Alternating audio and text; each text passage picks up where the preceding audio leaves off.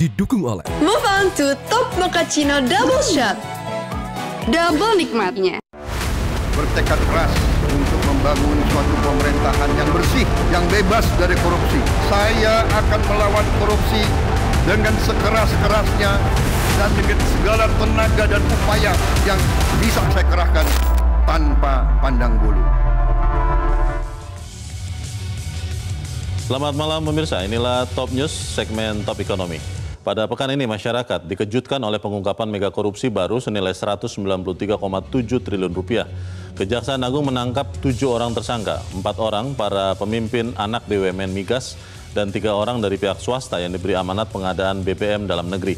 Namun produksi BBM justru dipermainkan. Anggaran pendapatan dan belanja negara dijebol para pelaku hingga hampir 200 triliun rupiah. Seperti apa modus kejahatan korupsi ini dilakukan oleh para pelaku? Apakah para bos BBM ini bisa melakukan tanpa backing siapapun? Siapa sebenarnya dalang di balik operasi para bos BBM ini? Pemirsa, inilah Top News segmen Top Ekonomi bersama saya, Leonard Samosir. Bertekad keras untuk membangun suatu pemerintahan yang bersih, yang bebas dari korupsi. Saya akan melawan korupsi dengan sekeras-kerasnya dan dengan segala tenaga dan upaya yang bisa saya kerahkan tanpa pandang bulu. Dan pemirsa, inilah modus para bos BBM mempermainkan anggaran negara hingga 193,7 triliun rupiah. Menurut pernyataan dari Kejaksaan Agung menjelang dini hari 24 Februari yang lalu, para tersangka korupsi membuat kesepakatan yang membuat produksi BBM di kilang Pertamina berkurang atau turun tidak sesuai dengan target pemerintah. Caranya, bos kilang minyak Pertamina menolak minyak mentah produksi sesama anak perusahaan. Alasan penolakan adalah karena minyak mentah yang diproduksi mahal dan tidak memenuhi standar. Dampaknya jelas, pasokan BBM di dalam negeri pun berkurang. Setelah merekayasa situasi seolah Indonesia kekurangan BBM, aksi jahat mereka sukses memaksa pemerintah untuk membeli minyak atau mengimpor dari luar negeri. Impor BBM dengan kadar real octane number atau RON 90. Kejahatan para tersangka koruptor tidak berhenti hanya sampai di situ. Selanjutnya mereka bersekongkol mengoplos BBM dengan RON 90 seolah-olah menjadi BBM dengan RON 92. Dari semua akal bulus para tersangka korupsi inilah mereka sukses mengambil uang negara selama 5 tahun dari tahun 2018 hingga 2023 sebesar 193,7 triliun rupiah. Menurut Kejaksaan Agung, ini angka sementara, bisa semakin bertambah. Menurut Kejaksaan Agung, korupsi berjamaah uang negara sebesar 193,7 triliun rupiah ini berasal dari yang pertama adalah kerugian ekspor minyak mentah dalam negeri, yang kedua kerugian impor minyak mentah lewat broker, yang ketiga kerugian impor bahan bakar minyak melalui broker, yang keempat adalah kerugian dari pemberian kompensasi serta subsidi.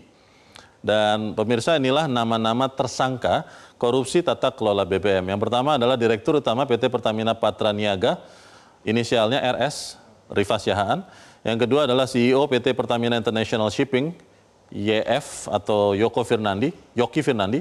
Yang ketiga adalah Direktur FPO PT Kilang Pertamina International, SDS, Sani Dinar Saifuddin.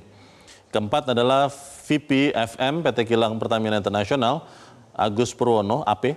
Kemudian juga ada beneficial owner PT Navigator Katulistiwa, MKAR. Kemudian juga ada Komisaris PT Navigator Katulistiwa, Komisaris PT Navigator Katulistiwa adalah DW. Dan kemudian juga ada Gading Ramadan Jode, Komisaris PT Jenggala Maritim, PT Orbit Terminal Merak. Untuk tahu sebesar apa sebetulnya uang 193 triliun rupiah itu yang dimaling oleh 7 orang tersangka ini, kita melihat bahwa uang itu selain bisa untuk menambah kesejahteraan rakyat, juga bisa untuk membangun 35 gedung Petronas. Anda pasti tahu, ini adalah ciri khas dari Malaysia yang di tahun 1992 adalah gedung tertinggi dunia yang saat itu dibangun dengan biaya 1,6 miliar dolar atau sekitar 4,5 triliun rupiah. Untuk kurs rupiah di tahun 92 sebesar 2.500 rupiah per dolar Amerika. Dengan kurs sekarang, uang 193,7 triliun itu bisa untuk membangun 7 gedung kembar Petronas. Ya pemirsa, siapa dalang di balik mega korupsi 193,7 triliun rupiah itu? Analisis para narasumber akan memberikan gambarannya. Top Ekonomi akan kembali setelah yang satu ini.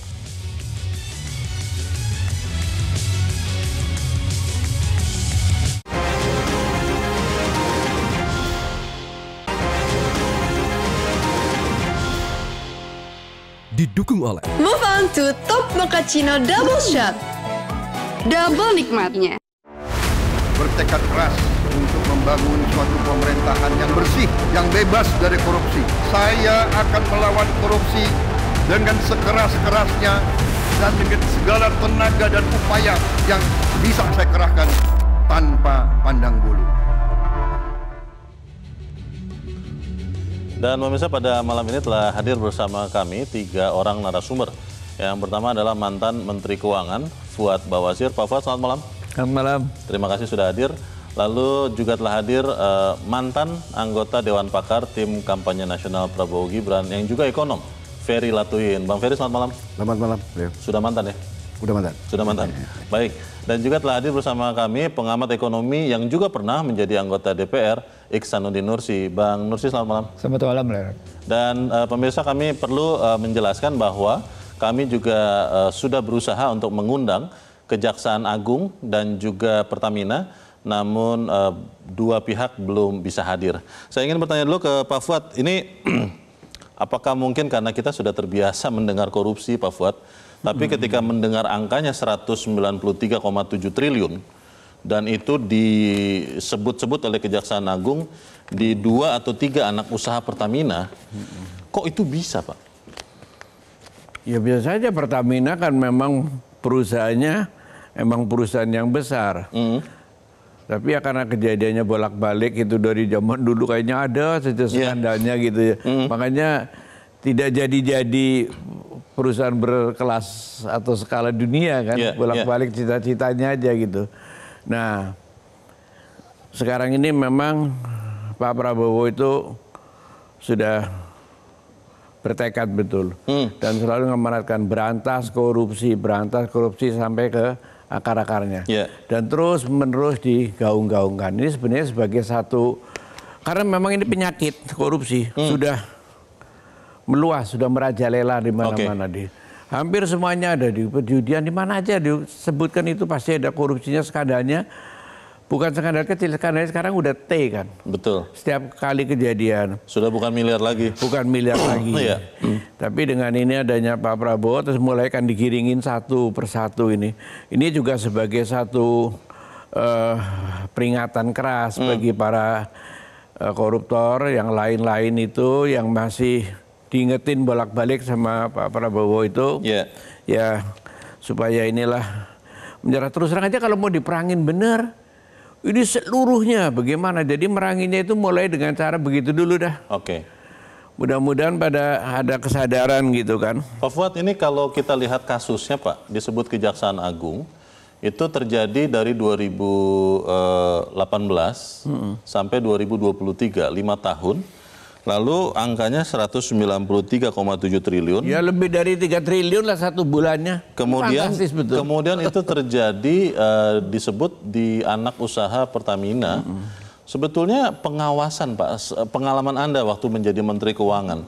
Pengalaman menjadi Menteri Keuangan itu mengawasi penggunaan anggaran dan juga mungkin Menteri BUMN karena Pertamina salah satu BUMN. Itu seperti apa Pak? Apakah ini mungkin kecolongan sebesar itu dan dalam waktu 5 tahun ini Pak Fuad? Ya ini pertanyaannya memang sudah sangat teknis, ya lebih tepat itu kalau kejaksaan nanti sudah mulai mengungkap ya. Mengungkap seberapa jauh keterlibatannya, pejabat-pejabat yang mana saja yang terlibat kalaupun ada gitu kan. Tapi yang jelas kan ini merupakan titik yang mulai bagus lah kalau dari perusahaan-perusahaan sendiri. Ya tentunya logikanya memang ada kaitan-kaitan ke atas gitu. Dengan yang induknya? Ya, dengan induk perusahaan ya kemungkinan ada, karena begini, kalau RON itu dicampur itu kan bukan masyarakat memang sudah dirugikan, tapi masyarakat sejauh ini kan tidak ada keluhan karena tidak ada mobil yang rusak, ada laporan-laporan itu kan nggak ada. Tapi sebetulnya masyarakat dirugikan. Nah ini karena itu makanya bisa bertahan lama. Ya jadi ini karena jelinya benar ini dari Kejaksaan Agung, terima kasih betul gitu ya. Walaupun tidak ada keluhan masyarakat. Tapi bisa diungkap. Tapi jumlahnya memang fantastis dan memang merupakan kayak macam sindikat. Ini kan dari dulu, dari Petral dibubarin, ada lagi terus saja akan berlanjut gitu. Seperti itu. Baik, Bang Nursi, Anda dulu waktu di DPR dan sampai sekarang kan mewakili rakyat juga ya, walaupun dulu statusnya anggota Dewan dan sekarang mantan anggota Dewan. Pertanyaannya Bang Nursi, modus korupsi yang sekarang kita bahas ini, 193,7 triliun ini sebenarnya modus lama yang baru dibuka sekarang, baru ditelusuri sekarang, atau sebenarnya modus baru? Nggak ada modus baru. Nggak ada modus baru? Nggak ada modus baru. Cuma dari Petral ke Integrated Supply Chain yang Pertamina, istilahnya ganti baju, tapi dengan banyak kantong. Kalau pakai Petral dulu, bagi-baginya cuma segelintir orang. Tapi menggunakan Integrated Supply Chain, bagi-baginya lebih banyak. Oke. Itu satu. Yang kedua, pemainnya nggak ganti. Pemainnya nggak ganti? Itu aja, begitu aja. Cuma itu tadi, dari pemain utamanya kayak gitu deh, kembali begitu. Yang kedua. Yang ketiga, ini nunjukin bahwa sesungguhnya, saya mundur ke belakang ya. Metro ini pernah ngegelar habis-habisan debat tentang energi. Oke.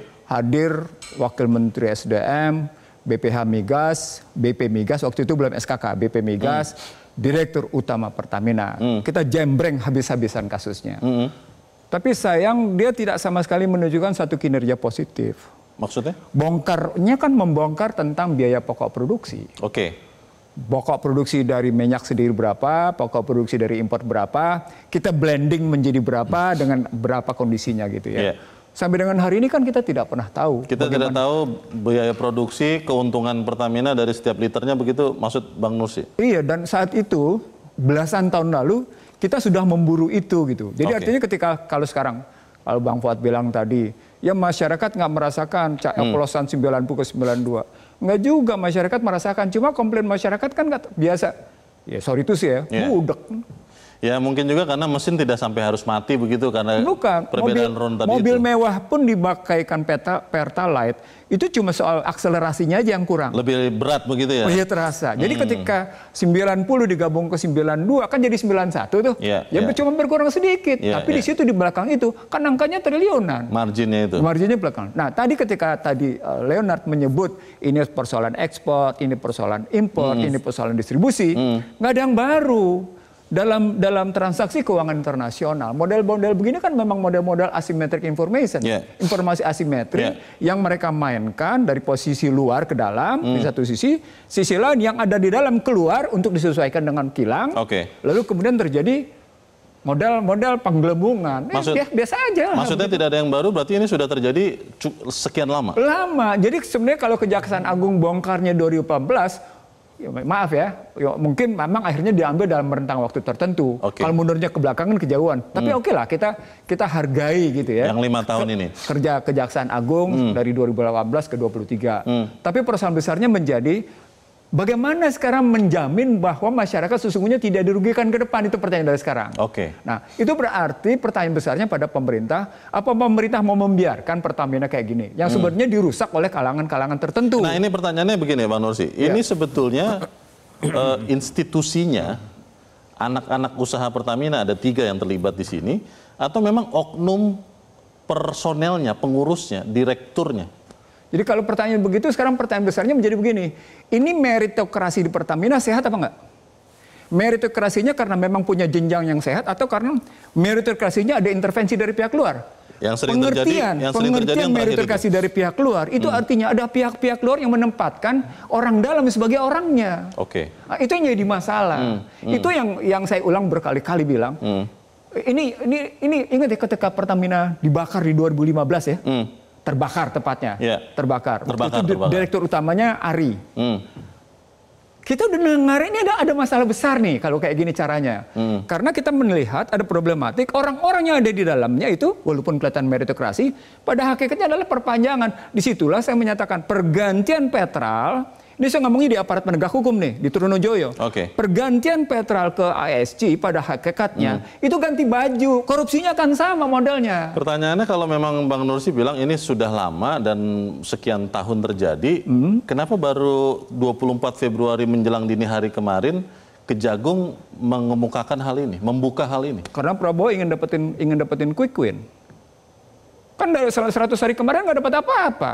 Oh, nggak dapat penjelasan. Ini politis atau hukum? Ini kan bisnis yang melanggar SOP, melanggar hukum, akhirnya dibongkar begitu. Mestinya di Desember ini dibongkar.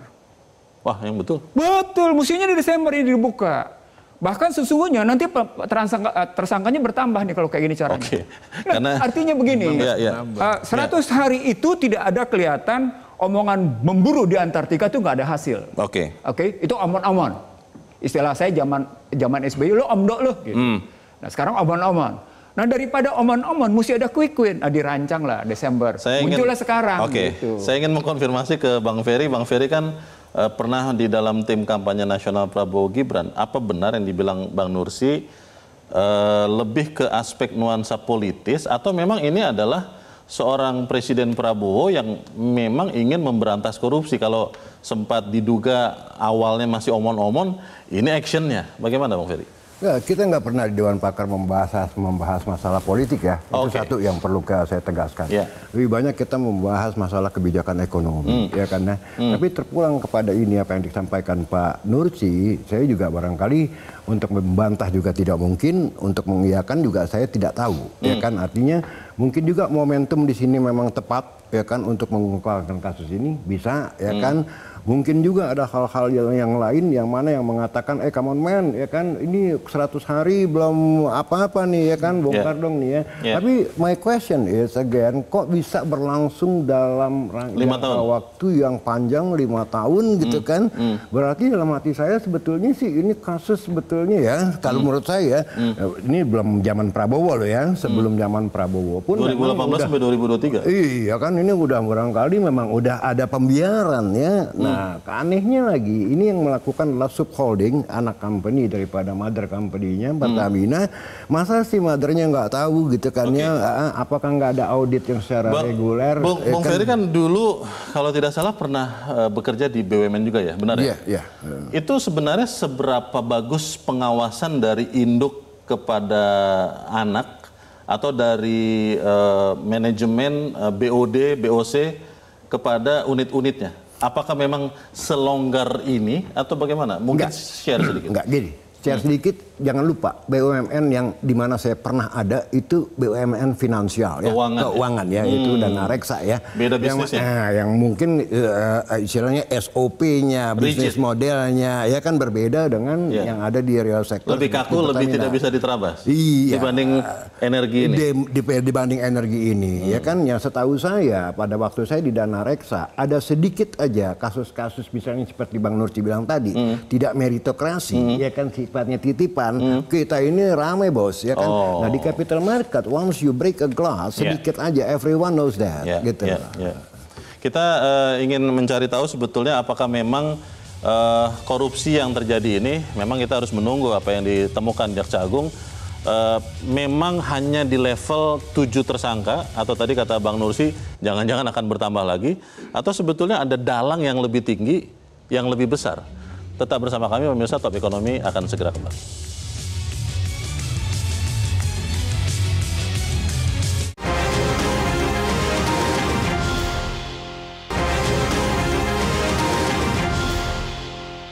Didukung oleh Move on to Top Mochaccino Double Shot.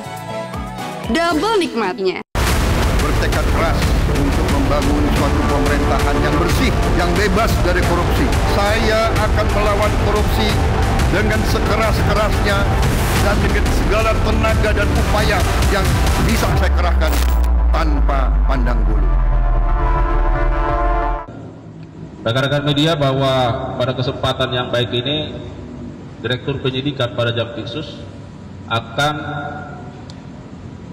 merilis perkembangan penanganan perkara, dalam hal ini penyidikan perkara dugaan tindak pidana korupsi dalam tata kelola minyak mentah dan produk kilang pada Pertamina, Subholding dan KKKS tahun 2018-2023. Rekan-rekan media, perlu kami sampaikan bahwa penyidik pada jajaran Jampitsus dalam perkara ini telah melakukan pemeriksaan terhadap setidaknya 96 saksi dan 2 orang ahli. Dan pada hari ini ada beberapa orang yang dipanggil dan dibawa oleh penyidik dan dilakukan pemeriksaan sebagai saksi di Kejaksaan Agung. Dan dari hasil pemeriksaan terhadap beberapa orang tersebut yang dilakukan oleh penyidik, maka penyidik berketetapan menetapkan 7 orang saksi menjadi tersangka. Dan penyidik juga pada jajaran Jampitsus berketetapan melakukan penahanan terhadap 7 orang tersebut. Pertamina menghormati Kejaksaan Agung dan aparat penegak hukum yang menjalankan tugas serta kewenangannya dalam proses hukum yang tengah berjalan di subholding Pertamina. Pertamina juga siap bekerja sama dengan aparat berwenang dan berharap proses hukum dapat berjalan lancar dengan tetap mengedepankan asas hukum praduga tak bersalah. Di tengah proses tersebut, Pertamina memastikan bahwa layanan distribusi energi kepada masyarakat di seluruh Indonesia tetap berjalan lancar dan Pertamina juga menjamin pelayanan distribusi energi kepada masyarakat tetap menjadi prioritas utama dan berjalan normal seperti biasa. Pertamina Group menjalankan bisnis dengan berpegang pada komitmen sebagai perusahaan yang menjalankan prinsip transparansi dan akuntabilitas sesuai dengan good corporate governance serta peraturan yang berlaku. Ya, itulah pernyataan dari Pertamina dan juga sebelumnya kita mendengar pernyataan dari Kejaksaan Agung. Saya ingin ke Bang Nursi dulu. Bang Nursi, kalau kemudian ini sudah dibuka oleh Kejaksaan Agung dan 7 orang sudah ditetapkan sebagai tersangka langsung ditahan dan tadi Bang Nursi bilang malah bisa jadi bertambah lagi. Apakah memang kemudian kita bilang permainan pengaturan harga yang membuat korupsi ini, dugaan korupsi ini, itu hanya di level para pelaku yang sekarang sudah menjadi tersangka dan mungkin akan ada lagi, atau memang ini adalah sesuatu yang merupakan kewajiban korporasi? Mereka hanya menjalankan begitu. Ada dalang di atasnya atau ada dalang yang lebih besar dari mereka? Yang pertama ngebongkar keterkaitan pihak-pihak swastanya dulu. Pihak-pihak swastanya kita bongkar jejaringnya kemana. Yang kedua, tanya orang-orang itu yang ditangkap-tangkepin itu, tanya KPK. Dia sebenarnya menjalankan kepentingan siapa? Kejagung. Yang ditangkap oleh Kejagung itu menjalankan kepentingan siapa? Oh, oke. Itu bisa ditanya dengan baik. Kalau nggak ngaku? Nggak mungkin nggak ngaku. Kecuali memang dia dapat jaminan bahwa pasang badan lah. Saya bongkar kasus ya, singkat saja. Banyak kasus di Indonesia yang terputus karena tersangka tadi melakukan concealing, penyembunyian, sehingga putus mata rantai. Pasang badan saja? Pasang badan. Dan itu saya hitung-hitung dalam beberapa kasus besar, baik di KPK maupun di Kejaksaan, itu saya hitung-hitung ada sekitar 3-4 kasus. Oke. Dan itu semua kasus-kasus besar. Kalau kita masuk sekarang ke dalam kasus yang sekarang ini, orang-orang yang sekarang menjadi tersangka di Kejaksaan Agung juga melakukan seperti itu, maka tokoh utamanya nggak dapat, dalangnya nggak dapat. Karena dijamin orang tadi. Udah lo nggak usah cerita, urusan keluarga lo gue beresin. Tanggung lah. Tahun. Dan itu saya tahu itu kayak gitu. Ada yang kayak gitu. Dan itu dilakukan oleh konglomerat. Dilakukan oleh konglomerat. Ini semacam lingkaran setan yang tidak bisa diputus. Bagaimana Pak Fuad? Ini setannya makin kuat atau bagaimana? Ya memang lingkaran setan, terus terang aja. Jadi memang nanti harus ditebas. Sampai sekarang ini ya, anak-anak muda itu. Makanya kebanyakan anak-anak muda kayak yang di Timah, segala macam kan anak-anak muda relatif. Yang ini juga kan beberapa anak muda. Anak muda. Karena mereka udah bilang kok, ya udahlah, nanti kalau ini kita ketangkep misalnya ada apa-apa gitu, urusannya kan nanti kecil aja. Nanti usut-usut susah-susah begini ya, misalnya kejaksaan susah bener ngusut, nanti di pengadilan kan bisa diatur. Jadi sudah dari awal? Sudah dari awal, ini sudah omongan mereka gitu loh. Pasang badan saja, toh nanti keluar tetap kaya raya begitu? Iya, nanti kan urusannya seperti di pengadilan kan kita juga sudah tahu hanya kalau nggak diviralkan ya udah diem. Tapi karena kemarin untung kan diviral-viralkan beberapa kasus ya, terus akhirnya dikembalikan lagi hukuman yang berat gitu. Jadi memang itu sudah satu situasi yang kayak gampang. Kedua, ini yang diusut ini saya tidak mendengar dari kejaksaan itu laporan kerugian dari BPK, KPK ataupun dari mana yang untuk mulai kejaksaan. Mudah-mudahan itu bagus juga karena apa? Semakin jauh ke bawah ke anak perusahaan. Kalau dulu di Pertamina mungkin masih diperiksa BPK segala macam. Kalau anak-anak perusahaan kan jauh tuh dari BPK, BPKP segala macam kan.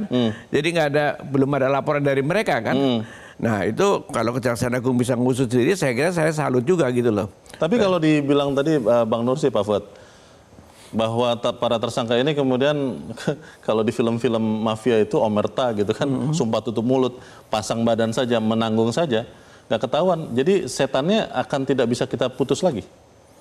Ya itu bagaimana sebetulnya pemeriksaannya itu nantilah. Kalau di pemeriksaannya kan orang walaupun tutup mulut itu kan ada cerita yang lain, ada bukti yang lain. Misalnya aliran uangnya, dokumentasi yang lain kan bisa membuktikan orang bisa dari berbohong, mana. tapi yang lain bisa membongkar. Iya. Bang Ferry, kalau melihat ini kita saya minimal jadi terpukul ya, karena kita melihat pemerintah berusaha untuk mengembangkan BUMN. Kemarin ada launching Danantara. Tapi kalau ini terbukti benar, 193,7 triliun korupsi 5 tahun, dan yang melakukan eksekusi di lapangan itu baru level para pengurus anak usaha. Ini gimana pengawasannya dan bagaimana kita bisa meyakinkan bahwa transparansi di pengadaan BBM yang tadi Bang Nursi bilang itu akan bisa ada? Kalau boleh saya ngomong secara jujur. Harus jujur. Oke.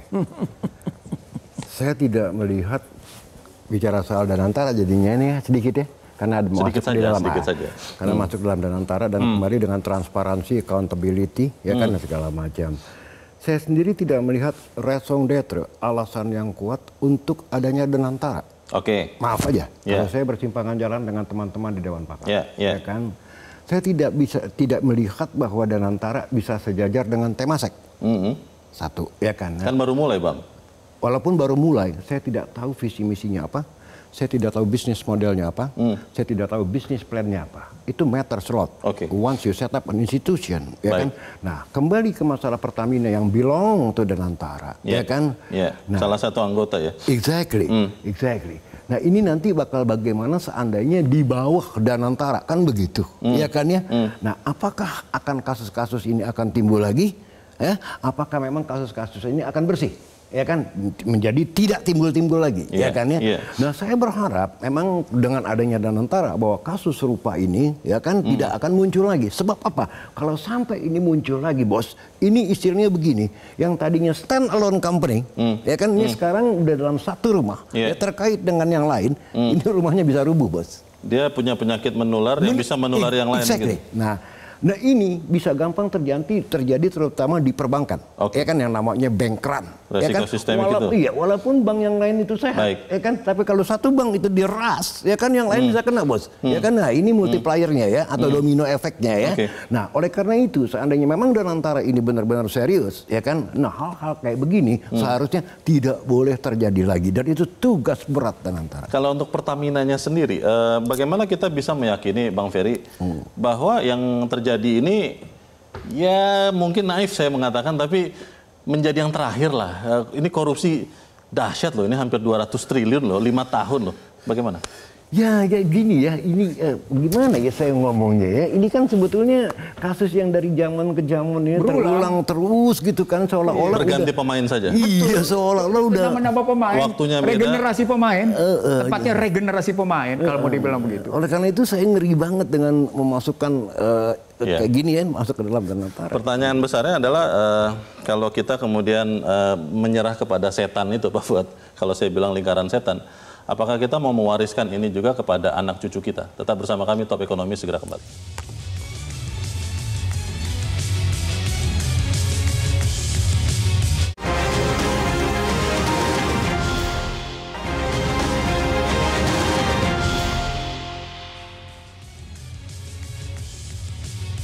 Terima kasih Anda masih bersama kami dan kita ada di bagian akhir dari diskusi kita malam ini. Bang Nursi, kita masih menunggu tentunya yang dilakukan Kejaksaan Agung dan kita berharap betul bahwa yang dilakukan adalah penegakan hukum.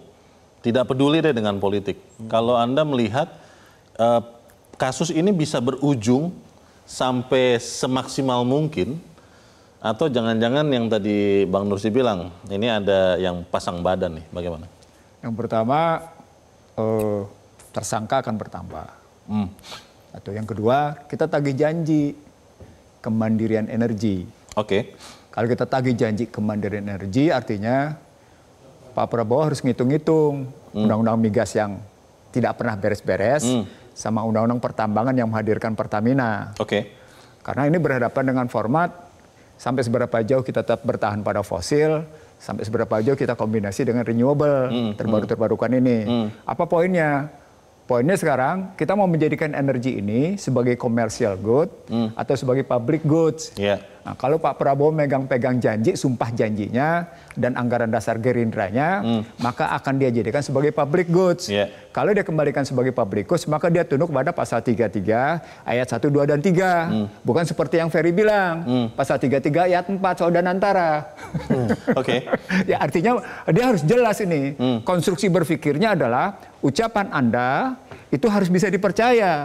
Karena begitu ucapan Anda tidak bisa percaya, ambruk seperti indeks harga saham gabungan. Ambruk seperti yang namanya nilai tukar. Itu yang kedua. Yang ketiga, yang paling mendasar, benahi Pertamina. Anda masih punya kesempatan nih, karena banyak anak-anak Pertamina yang saya tahu, karena kebetulan saya acap kali bergaul dengan mereka gitu ya. Masih banyak anak-anak yang bagus-bagus, yang punya sikap lurus, yang mau menegakkan marwah Pertamina dengan baik. Itu masih bagus. Artinya perbaiki nih kultur organisasi Pertamina. Bersihkan yang kotor-kotor itu. Gampang kok bersihinnya gitu. Oke. Bang Ferry, my word is my bond. Saya ingat pengalaman di pasar modal. Yang dibilang Bang Nursi itu bisa terjadi gak? Saya rasa gini. Ini momentum yang tepat sesuai dengan janji-janji Pak Prabowo ya. Untuk menghajar korupsi ya. Seharusnya ini menjadi credit point untuk Pak Prabowo. Kalau memang ini bisa tuntas, sampai setuntas-tuntasnya. Itu aja. Dan saya yakin Pak Prabowo akan melakukan itu. Akan menunjukkan kepada masyarakat bahwa I'm serious ya, in fighting corruption. Gitu loh ya. Saya rasa itu pesan dari saya. Pak Fuad, kalau memberantas korupsi ternyata kemudian nyerempet-nyerempet teman. Kira-kira Pak Prabowo akan tetap sikat atau tidak? Ya, saya kira akan disikat juga. Ini kan udah dikasih warning, dikasih peringatan. Dan melihat juga, sambil melihat reaksinya siapa saja gitu kan. Jadi kalau sekarang misalnya hari ini ada Pertamina kasusnya, kemudian indeks saham pada turun gitu kan, berat. Ya memang kita bisa memahami itu indeks saham turun ya, karena itu masalah trust kan. Tetapi kalau itu dilaksanakan secara konsekuen, semuanya itu, insya Allah kita optimis, itu akan kembali lagi pulih. Karena trust. Jadi benar-benar memang ini sedang akan diberangus. Dibersihkan. Ini akan trust. Jadi sementara itu akan turun tapi akan naik lagi. Baik, kita harapkan itu yang akan terjadi. Bang Nursi, Bang Ferry, dan Pak Fuad, terima kasih sudah hadir di tempat ini. Dan pemirsa, kita berharap apa yang dilakukan Kejaksaan Agung benar-benar adalah untuk menegakkan aturan bahwa Indonesia adalah negara hukum. Saya Leonard Samosir, terima kasih Anda sudah menyimak Top Ekonomi. Top Ekonomi akan kembali pada waktu yang sama pekan depan. Selamat malam, sampai jumpa.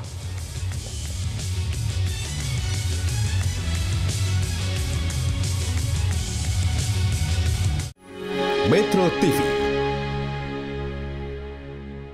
Jelajahi cara baru mendapatkan informasi. Download Metro TV Extend sekarang.